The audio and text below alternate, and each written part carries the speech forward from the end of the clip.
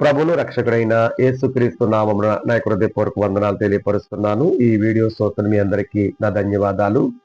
నేలటూరు క్రీస్తు సంఘము కూడా మీకు వందనాలు చెబుతున్నది. ప్రియులారా, దేవుని జ్ఞానాన్ని మనం ఆలోచన చేస్తున్నప్పుడు ఖచ్చితంగా తగు జాగ్రత్త కలిగి మనం దైవికమైన జ్ఞానాన్ని పరిశీలన చేయవలసిన అవసరం ఉంది. వాస్తవానికి గ్రంథములో ఏ చోట రాయబడిన వచనమైనా అది క్రైస్తవులుగా మాకు వర్తిస్తుంది అనుకోవటం అనేది తప్పు. గ్రంథాన్ని చదువుతున్నప్పుడు ఇది ఏ కాలానికి ఎవరికి చేసిన వాగ్దానాలు అనే విషయాన్ని మనం గమనించి ముందుకు వెళ్ళవలసిన అవసరం ఉంది. ఈరోజు చాలా మంది బోధకులు చేస్తున్న ఒక తప్పు ఏంటంటే డిసెంబర్ 31కి వాగ్దానాలు ఇస్తారు. ఆ వాగ్దానాల్లో చాలా వరకు పాత నిబంధనకు సంబంధించినవి, ఆయా భక్తులకు చేసిన వాగ్దానాలు లేక నెరవేర్చబడినవి ఇవన్నీ రాయబడి ఉంటాయి. అవన్నీ తీసుకుని ఇవి మాకు దేవుడు ఏర్పాటు చేశాడు అనే ఒక ఆలోచనలో ఈరోజు క్రైస్తవి వెళుతుంది. ఒక రకంగా చెప్పాలంటే గ్రంథాన్ని సరిగా విభజించి దాన్ని పరిశీలించాలి అనే ఒక థాట్ ఏదైతే ఉందో దాన్ని పాడు చేసేది ఎవరంటే నేడున్న వాగ్దానాలు ఇచ్చే క్రైస్తవులని చెప్పొచ్చు. నేను మరలా చెప్తున్నాను, ఎప్పుడు కూడా గ్రంథాన్ని మనం చదివి దాంట్లో ఉన్న సంగతులను జాగ్రత్తగా పరిశీలించాలి. లేదా ఉపదేశకుడు చెబుతున్న విషయాన్ని జాగ్రత్తగా విని మనం దాన్ని గ్రహించాలి.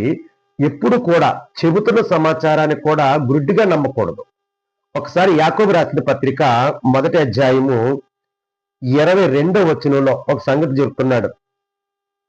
మీరు వినువారు మాత్రమై ఉండి మిమ్మును మీరు మోసపుచ్చుకొనకుండా వాక్య ప్రకారము ప్రవర్తించువారునై ఉండండి. అంటే ఇక్కడ చెబుతున్న మాట చూడండి ఒకసారి. మీరు వినువారు మాత్రమై ఉండి మిమ్మల్ని మీరు మోసపుచ్చుకొనకుండా, అంటే వింటే మోసపోతామా అని అంటే మీరు గమనించండి, వినిపించేవాడు సత్యాన్ని తెచ్చాడో అసత్యాన్ని తెచ్చాడో మనకు ఎలా అర్థమవుద్ది? ఎప్పుడు కూడా వినటం అనేది ప్రాముఖ్యమే. వినటం విధేయతకు సూచన, నేను కాదనట్లేదు. కానీ వినేటప్పుడు ఖచ్చితంగా జాగ్రత్తను మనం కలిగి లేకపోతే మోసపోయే అవకాశం ఉంటుంది. అందుకని ఇక్కడ అంటున్నాడు, మీరు వినువారు మాత్రమై ఉండి మిమ్మల్ని మీరు మోసపుచ్చుకొనకుండా వాక్య ప్రకారం ప్రవర్తించండి. అంటే వాక్యము ఏం చెబుతుందనే దాన్ని మీరు పరిశీలించండి. పరిశీలించకపోతే ఎవరు చెప్పింది అయినా సత్యమే అనుకున్నాం అనుకోండి, ఖచ్చితంగా మనం మోసపోయే అవకాశం ఉంటుంది.